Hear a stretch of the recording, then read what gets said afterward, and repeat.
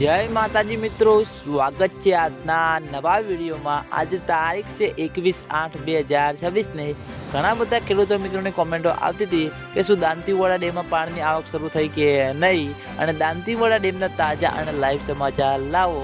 તો આજે આપણે બનાસકાંઠા જિલ્લાના જીવાદોરી સમાન ગણાતા દાંતીવાડા ડેમ ઉપર એક નજર કરીએ તો હાલમાં દાંતીવાડા ડેમમાં પાણીની આવક બિલકુલ પણ હજુ સુધી ચાલુ થઈ નથી, કારણ કે મિત્રો ઉપરવાસમાં જેવો જોયો તેવો વરસાદ વરસ્યો નથી, અને તેના લીધે બનાસ નદીમાં પાણીની આવકમાં પણ ઘટાડો થતો જોવા મળતો, એટલે તે પાણી પણ મિત્રો હજુ સુધી દાંતીવાડા ડેમમાં આવ્યું નથી। અને આગામી દિવસોમાં વરસાદનો એક નવો રાઉન્ડ આવી જશે, એટલે માઉન્ટ આબુ, અમીરગઢ, રાજસ્થાન, આબુ રોડ ત્યાં આગળ સારો એવો વરસાદ વરસશે, પછી મિત્રો બનાસ નદીમાં પાણીની આવકમાં વધારો થશે, તો દાંતીવાડા ડેમમાં પાણીની આવક શરૂ થાય તેવું લાગી રહ્યું છે।